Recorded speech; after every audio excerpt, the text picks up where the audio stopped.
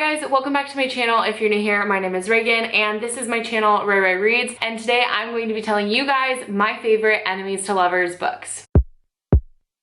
Yeah.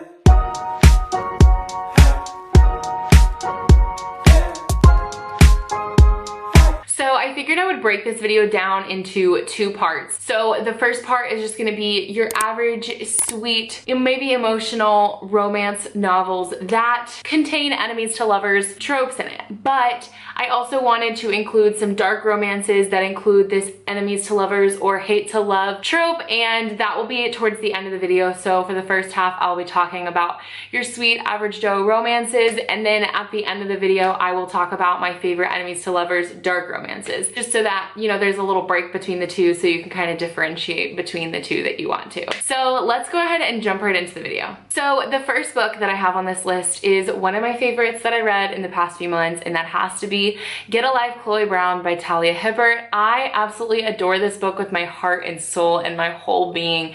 It is so wholesome and good and sweet and just perfect. I adore this book. Basically, this book follows a girl named Chloe Brown, obviously, and she realizes at the very beginning of the book that she doesn't really have a life, and she's letting life slip right by her, and she realizes that she wants to get a life. So she moves out of her family home and into a new apartment complex, and she comes up with a list of things that she wants to accomplish in order to get a life. So she ends up meeting the maintenance guy for the apartment, whose name is Redford Morgan, also known as Red, and they kind of clash at the beginning. He thinks that she is like bratty and spoiled and just doesn't know what real life is about, and she just lives with rose-colored glasses, and he kind of doesn't like her for that reason, and she thinks he's just a jerk and he's just not kind and he's just hard and cold.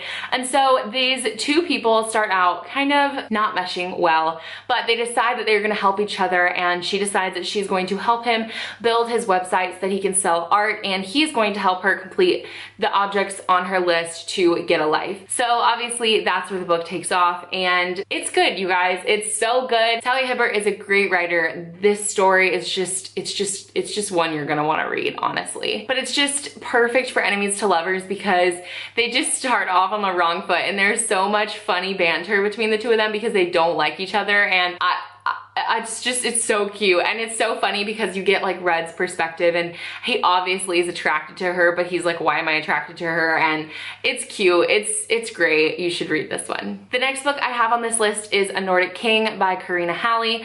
I read this book, I think either at the beginning of this year or the end of last year. I don't remember, but I really enjoyed this one. This is about a woman who applies to be a nanny for this king, essentially, and he has, I really don't remember, I think it's 2 daughters, it could be 3, but he has 2 or 3 daughters, and he needs a nanny for them during the week. And so she moves like from her hometown to stay in this like palace and nanny these girls. And at first when she walks in for the job interview, he's like, no, get out of my place.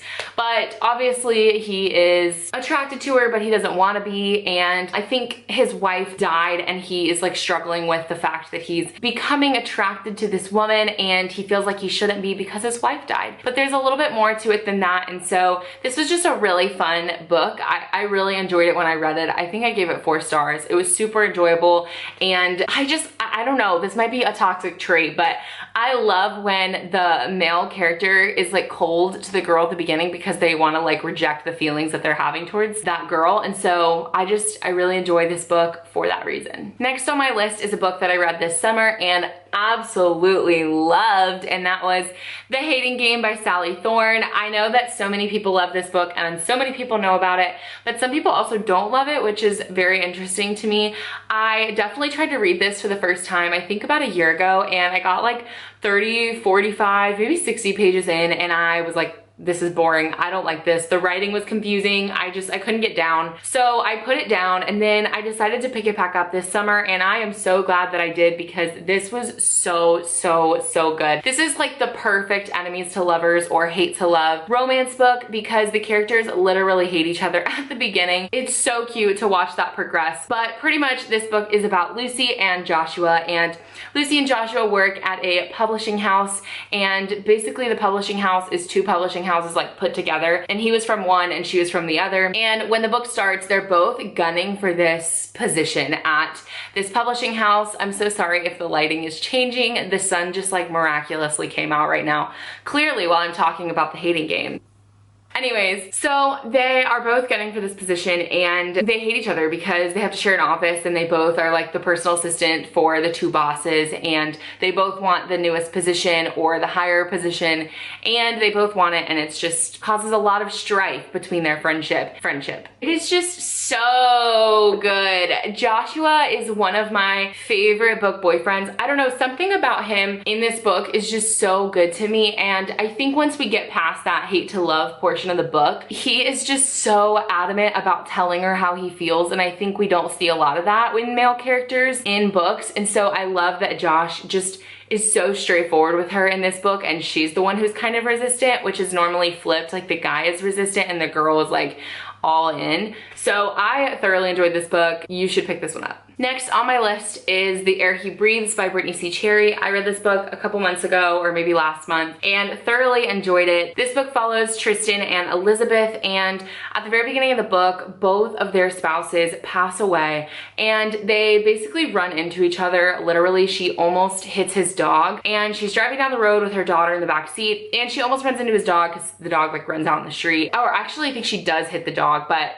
the dog's okay. So they go to the vet, and she like pays for the bills, and Tristan and Elizabeth are so cold to each other. Elizabeth's like profusely apologizing, and Tristan's like, why did you hit my dog? I hate you. And he's so mean to her. He's just like cold, and he's just the town grouch. Like, people know that he is mean, and he's just a Scrooge, and people are just like, ugh, you know, Tristan's just the mean guy. So he is so mean and cold and harsh to her at the very beginning of this book, and honestly, probably until about halfway, they are in this hate to love relationship where she is like clearly trying to be nice to this man, and he is like, get out of my face. So as the book goes on, they are just navigating their relationship after having lost both their spouses. It was so heartbreaking. I was crying like 40 pages in. It was really weird for me. I usually cry at the end of books, but I cried really heavily at the beginning of this one because it was just so heartbreaking for them to lose their spouse. This book was really enjoyable, and I loved how cold and distant Tristan was basically the whole book until he finally opens up, and I thoroughly enjoyed that. The last cute and softer romance that I have on this list that is hate to love is The Wall of Winnipeg and Me by Mariana Zapata. I read this book a while ago, and I thoroughly enjoyed it. It is a hunker for sure. I'm pretty sure I read it on Kindle or Kindle Unlimited. I don't know if it's still in Kindle Unlimited, but this book, I don't even remember the girl or guy's name, and I don't feel like pulling it up, but pretty much this girl accepts a position as the personal assistant for this like NFL football player, and he is like literally called the Wall of Winnipeg. He's like a freaking massive man, and she basically accepts this personal assistant job for him where she's like cooking his dinner, and she like has to move into the house, I think, and it is so slow burn. It is so slow burn. I mean, I'm pretty sure this book is like 500 pages, and they don't even kiss till like page 350. I mean, maybe 400. It is so slow burn, but if you love that, then you'll really enjoy this book. But at the beginning, he's super cold and distant to her. Obviously, there's a trend here where the male characters of these books are very cold and distant, but he is very cold and distant to her at the beginning. I don't really remember why necessarily. I don't know if it was because he was trying to deny his feelings towards her, or if there was something else going on, but I do remember that I really did enjoy this book. It was so long and drawn out, but I really enjoyed that aspect because when really like cute or steamy things would happen, I would just be like so excited, and I'd feel it in my gut. So I really enjoyed this book. You should pick this up, especially if you love slow burn. So those are my recommendations for cutesy, more calmer romance books that have the hate to love or enemies to lovers trope in it.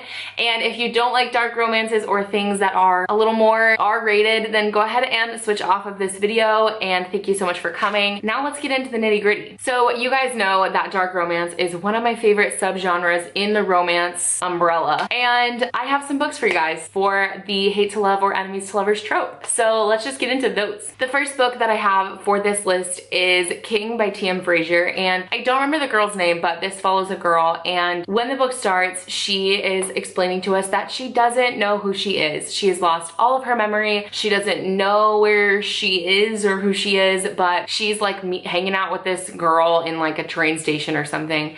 And basically the girl's like, do you want to go to this party tonight? And this main character is like, sure, let's go. So she goes to this party, and apparently she hasn't known who she is for like quite some time now. So she's just been hanging out with this homeless girl and just doing what she does so that she can at least stay safe and stay warm at night. And she has come up with a fake name for herself because she doesn't obviously remember her real name, but I don't remember it at the moment. But basically she goes to this party with this girl, and it is the party of a local drug dealer, I believe, and they are at this party and they end up in the drug dealer's bedroom. And her friend, who's like kind of homeless or is like a prostitute or something, she ends up finding a wad of cash in his drawer, like his bedroom drawer.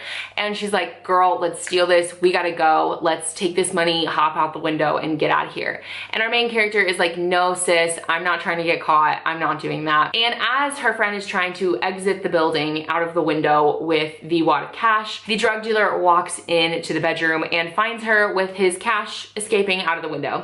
So he sends his goons and his friends to go find her through the woods. And anyways, the main character wakes up the next day and she is handcuffed to this guy's bed. And basically he's like, you're gonna pay back all of my money that your friend stole. We can't find her, we can't find the money, and you're gonna pay it back. And she's like, bro, I don't even know who I am right now. So that's where the story takes off, and they obviously have a rocky relationship because he hates her because he thinks that she was trying to steal from him, which she wasn't necessarily, her friend was. And so there is just a lot of tension between them because he hates her because he thought she was stealing from him, and she hates him because she's handcuffed to his bed. So like obviously there's a lot of tension, and it's just really good though. I really enjoyed this once the story kind of gets started and picks up. It is really good, and I think I actually enjoyed the second book, which I'm pretty sure is called Tyrant, a lot better than the first one. But you need to read the first one because it is a continuation of the story. The first one does leave you on a bit of a cliffhanger, but the second one was really, really good as well. So I would recommend picking up King and then Tyrant by T.M. Frazier. The next one I have on this list is a staple for dark romance, and I won't talk about it for too long because most of you probably already know what it is, and that is Corrupt by Penelope Douglas. This is about a girl named Rika who somehow long time ago got these 4 boys in trouble, and they all got arrested except for one. And now it's years later and she is like a grown adult. I don't remember if she's in college or if she's just working and she's like an adult, but she moves into a new apartment complex and basically runs into Michael, who is one of the 4 who didn't get arrested and go to jail. And he wants revenge on the years that his friends have spent in jail, and they have just been released. So basically it is her versus these 4 guys, and Michael is kind of leading the pack because he has been out the whole time and he wants revenge for his friends, and they think that she is the one who got them arrested and got them in trouble. And so there's a lot of tension and a lot of hate and a lot of enemy-ship between the main character Rika and Michael, because obviously he thinks that she got his friends arrested and put in jail for years. So that's where the story takes off. It does flip back and forth between past and present, which is really cool. I love when stories do that. It is so amazing. I would definitely pick this one up. And finally, the last book that I have on this list is Sicko by Amo Jones. I read this book last month and loved this book. Oh my gosh, you guys, I love this book. This one is also super, super dark, and I thoroughly enjoyed it. There are so many trigger warnings for this book, so be sure to look that up before you get into this book. So this book follows a girl named Jade who is adopted into this family when she is young, and she grows up with her stepbrother, well, not her stepbrother, but her adoptive brother, Royce. And when she gets like 15 and he's like 18 or 19, she starts like catching feelings for this dude. And basically he's like, peace out. He dips, comes back like 4 years later when she's like 19 or something, and she's about to go off to college. So he comes back one day and he's like, what up, Jade? And he's like super cold and distant, which is not how he was before he left. He's just a different person,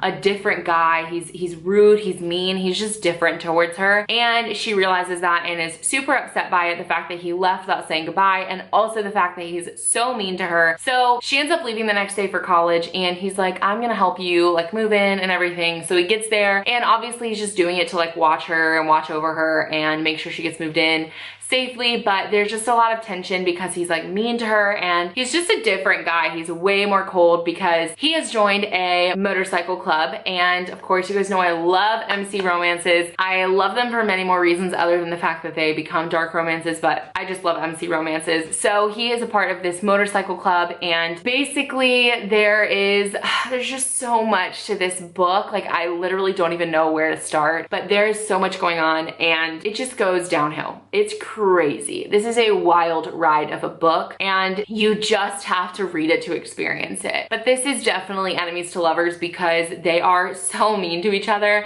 at the beginning of the book whenever they come back and meet back up together. I think there's only like maybe one chapter of the past where it shows them like being like friendly towards each other and loving, and then it flips to the present and he's back and he's super mean and super cold and distant, and it's great. I love it. The reason he is that way though obviously is because he is attracted to her and loves her, but he doesn't want to do that, and so for various reasons, you guys, various reasons. So I thoroughly enjoyed this book. I gave it 5 stars. It was one of my favorite books that I read last month and probably one of my favorite dark romances that I'll read this year, but it was so amazing, and if you like that kind of stuff, you should definitely pick up Sicko. So that is actually all of the book recommendations that I have for this video.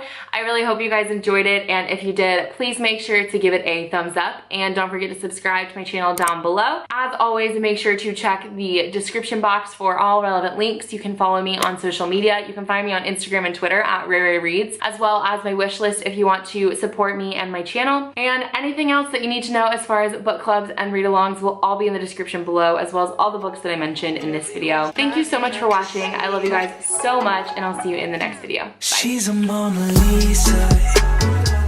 Everyone's lining up to see her. There must be something.